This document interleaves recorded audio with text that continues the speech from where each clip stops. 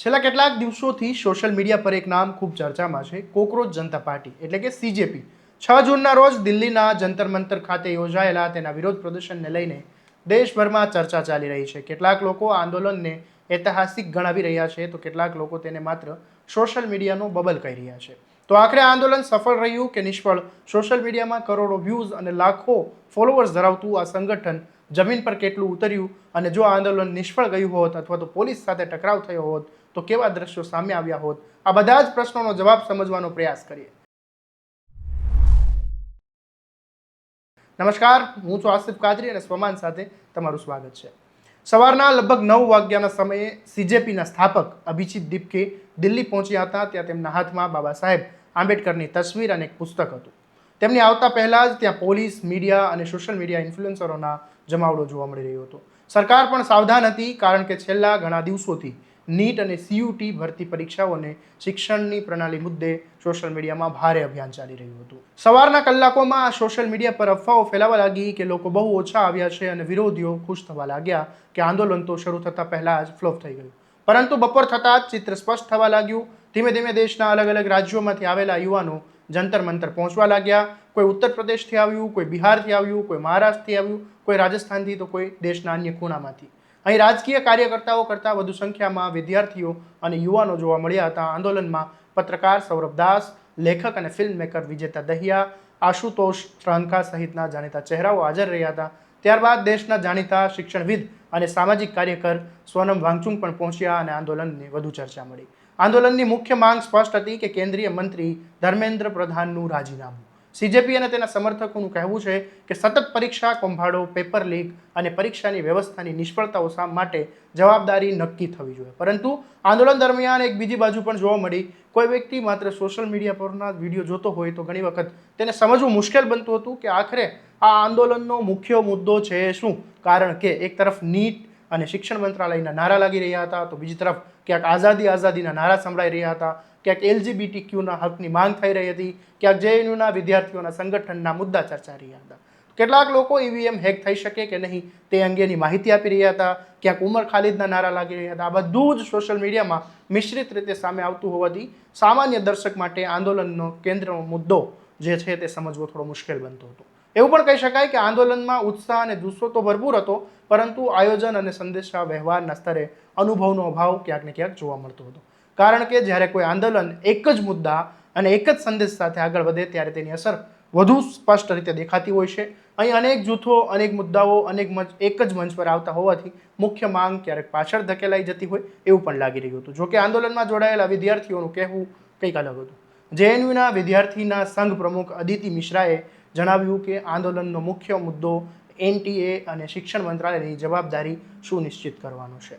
તેમના જણાવ્યા પ્રમાણે પરીક્ષા પ્રણાલીમાં વારંવાર નિષ્ફળતાઓ સામે આવી, જેના કારણે લાખો વિદ્યાર્થીઓના ભવિષ્ય પર સીધી અસર પડી હતી. જ્યારે આટલી મોટી સંખ્યામાં વિદ્યાર્થીઓના જીવન પર અસર પડે ત્યારે જવાબદારી નક્કી થવી ચોક્કસથી જોઈએ.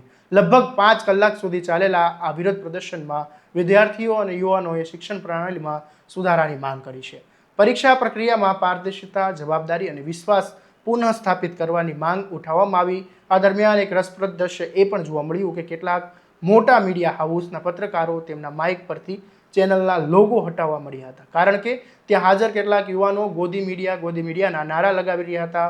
મોટા ટેલિવિઝન ચેનલોમાં આંદોલનને મર્યાદિત જ કવરેજ મળ્યું હતું, પરંતુ સોશિયલ મીડિયા અને યુટ્યુબ અને સ્વતંત્ર પત્રકારોના માધ્યમથી આ પ્રદર્શનને લાખો લોકો સુધી પહોંચ્યું હતું. બીજી તરફ કેટલાક યુટ્યુબરો અને કન્ટેન્ટ ક્રિએટરો આ આંદોલનની મજાક ઉડાવવાનો પ્રયાસ કરતા પણ જોવા મળ્યા હતા. કોઈ વિદ્યાર્થીઓને સામાન્ય જ્ઞાનના પ્રશ્ન પૂછતું હતું, કોઈ નીટના સ્પેલિંગ પૂછતું હતું, તો કોઈ નાગાલેન્ડની રાજધાની પૂછીને સવાલો પૂછી રહ્યું હતું. આંદોલન નબળું બતાવવાનો પ્રયાસ કરી રહ્યું હતું, પરંતુ દિવસ આગળ વધતા આ બાબતોની કોઈ ખાસ અસર જોવા મળી નહોતી. અભિજીત દીપકે પોતાના ભાષણમાં સરકાર અને તંત્ર પર સીધા પ્રહાર કર્યા. તેમણે કહ્યું કે છેલ્લા 1 મહિનાથી શિક્ષણ મંત્રીના રાજીનામાની માંગ કરવામાં આવી રહી છે, પરંતુ કોઈ જ કાર્યવાહી થતી નથી. તેમણે એવો પણ આરોપ કર્યો કે સોશિયલ મીડિયાના એકાઉન્ટ્સ હેક થઈ રહ્યા છે, પોસ્ટ ડિલીટ થઈ રહી છે અને અવાજ દબાવવાનો પ્રયાસ થઈ રહ્યો છે. તેમણે વધુમાં કહ્યું કે દેશને હિન્દુ મુસ્લિમની રાજનીતિમાં ફસાવી રાખવાના બદલે શિક્ષણ, રોજગાર અને વિદ્યાર્થીઓના ભવિષ્યની ચર્ચા થવી જોઈએ. તેમના ભાષણનો મુખ્ય સંદેશ યુવાનોને એકત્ર રાખવાનો અને લાંબી લડાઈ માટે તૈયાર કરવાનો હતો. પ્રદર્શન પૂર્ણ થયા બાદ અભિજીત દીપકે પોતાના એક હેન્ડલ પર લખ્યું કે આજનું આંદોલન માત્ર ટેલર હતું, તેમણે જણાવ્યું કે છેલ્લા 15 દિવસ દરમિયાન તેમના પરિવારને ધમકીઓ મળી હતી, તેમને ઘર છોડવું પડ્યું હતું. હવે તેઓ તેમના માતા પિતાને મળવા જઈ રહ્યા છે અને આ લડાઈ આગળ પણ આવી રીતે જ ચાલુ રહેશે. સીજેપીએ કેન્દ્ર સરકારને 7 દિવસનું અલ્ટિમેટમ પણ આપ્યું છે. સંગઠનનું કહેવું છે કે જો તેમની માંગણીઓ સ્વીકારવામાં નહીં આવે તો આંદોલનને દેશના ખૂણે ખૂણે લઈ જવામાં આવશે. આ સમગ્ર ઘટનાક્રમ વચ્ચે એક મોટો સવાલ એ પણ થાય કે ભારતની લોકશાહીના ઇતિહાસમાં વિરોધ પ્રદર્શનનું ગૌરવપૂર્ણ સ્થાન રહ્યું છે. જંતર મંતરથી લઈને રામલીલા મેદાન સુધીના અનેક આંદોલન સત્તાના પાયા હચમચાવી નાખ્યા છે. અન્ના હજારેના ભ્રષ્ટાચારી વિરોધ આંદોલને આમ આદમી પાર્ટી જેવી રાજકીય શક્તિ ઉભરી આવી હતી. તો આજે જ્યારે કોકરોચ જનતા પાર્ટી જેવા નવા સંગઠનો ઊભા થઈ રહ્યા છે ત્યારે પ્રશ્ન એ છે કે શું માત્ર વિરોધની આગમાંથી જ જન્મેલા સંગઠનો લાંબા ગાળાનું પરિવર્તન લાવી શકે છે? કારણ કે કોઈ પણ આંદોલન માટે સૌથી મોટી કસોટી ભીડ એકઠી કરવાની હોતી નથી. સૌથી મોટી કસોટી એ હોય છે કે તે ગુસ્સાને સંગઠનમાં ફેરવી શકે છે કે કેમ. શું તે વિરોધને નીતિ પરિવર્તન સુધી લઈ જઈ શકે છે? શું તે એક દિવસના કાર્યક્રમને લાંબા ગાળાના જન આંદોલનમાં ફેરવી શકે છે? 6 જૂનના જંતર મંતરના પ્રદર્શન બાદ એટલું ચોક્કસથી કહી શકાય કે સીજેપીએ સોશિયલ મીડિયાની તાકાતને જમીન પર ઉતારવાની ક્ષમતા બતાવી છે. જે સંગઠનને થોડા સમય પહેલા ઘણા લોકો માત્ર મીમ અથવા તો મજાક સમજી રહ્યા હતા, તે હજારો યુવાનોના એક જ મુદ્દે ભેગા કરવામાં સફળ રહ્યું છે.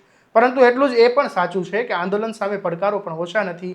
સંદેશાની સ્પષ્ટતા, સંગઠનની મજબૂતાઈ અને લાંબા ગાળાની દિશા હવે તે સૌથી મોટી કસોટી બનવાની છે. હાલ આ આંદોલનને સંપૂર્ણપણે સફળ કે નિષ્ફળ ગણવું એ કદાચ ઉતાવળ હશે, પરંતુ એટલું જરૂરથી કહી શકાય કે 6 જૂનનું જંતર મંતરનું પ્રદર્શન એ માત્ર એક દિવસનો કાર્યક્રમ નહોતો. તેણે દેશના યુવાનોમાં રહેલા શિક્ષણ, પરીક્ષા વ્યવસ્થા અને રોજગાર સંબંધિત અસંતોષને ફરીથી એક રાષ્ટ્રીયના નવા ચર્ચાના માર્ગ ઉપર લાવી દીધા છે. હવે જોવાનું રહેશે કે આ ગુસ્સો થોડા દિવસમાં શાંત પડી જાય છે કે પછી ખરેખર કોઈ મોટા જન આંદોલનનું સ્વરૂપ ધારણ કરે છે. વધુ અપડેટ માટે તમારા સ્વમાનને ફોલો કરી દેજો અને આ વિડીયોને વધુમાં વધુ શેર કરવાનું ભૂલતા નહીં. નમસ્કાર.